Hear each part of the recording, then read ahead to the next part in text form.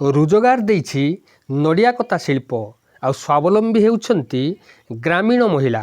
Jaleswar block Khalina panchayat ଇକଡ଼ା ଗ୍ରାମର ମହିଳାଙ୍କୁ ଆର୍ଥିକ ସ୍ୱାବଲମ୍ବୀ କରିଛି ନଡ଼ିଆ କତା କାରିଗରୀ। ଇକଡ଼ା ଗ୍ରାମର 40ରୁ ଉର୍ଦ୍ଧ୍ୱ ମହିଳା ଅବସର ସମୟରେ ନଡ଼ିଆ କତାରେ ପାପୋଛ, ମ୍ୟାଟ୍, କଣ୍ଢେଇ ଆଦି ଗୃହ ଉପକରଣ ପ୍ରସ୍ତୁତ କରି ରୋଜଗାରକ୍ଷମ ହୋଇପାରିଛନ୍ତି।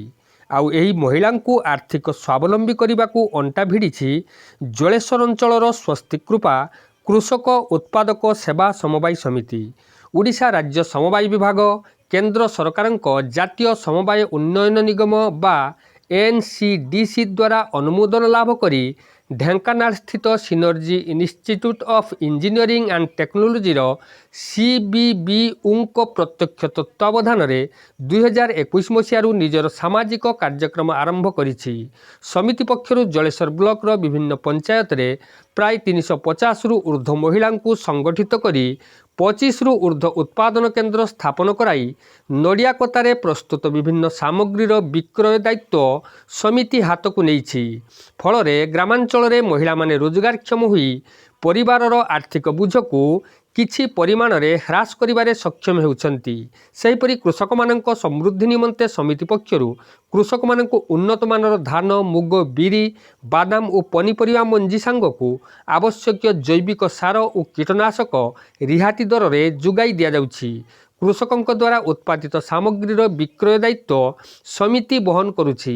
ଆଗାମୀ ଦିନରେ ସମିତି ପକ୍ଷରୁ ବ୍ଲକର ବିଭିନ୍ନ ପଞ୍ଚାୟତ ଓ ଗାଁରେ ବିକ୍ରୟ କେନ୍ଦ୍ର ସ୍ଥାପନ କରାଯିବାକୁ ଲକ୍ଷ୍ୟ ରଖାଯାଇଛି।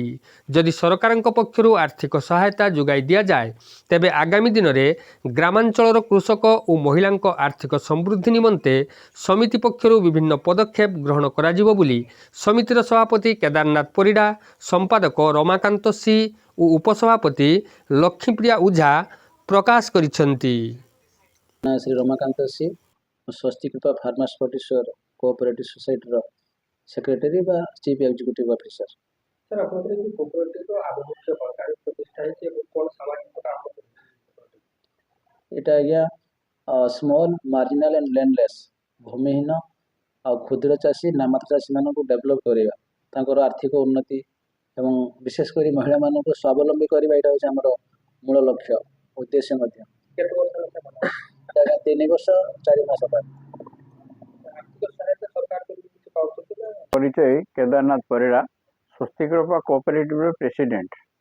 କ'ଣ କହିବେ ଆପଣଙ୍କର ଏଇ କମ୍ପାନୀଟା କେତେ ବର୍ଷ ହେଲା ହେଇଗଲାଣି? ଆକ୍ଚୁଆଲି ସ୍ୱସ୍ତିକୃପା ଫାର୍ମର FPO ଯେଉଁଟାକି ଇଏ କେନ୍ଦ୍ର ସରକାରଙ୍କର 10,000 FPO ବନାଯାଇଛି। ତା ଭିତରେ ଆମର ଏଇଟା ଓଡ଼ିଶାରେ ବାଲେଶ୍ୱର, ଜଳେଶ୍ୱର ଏଇଟା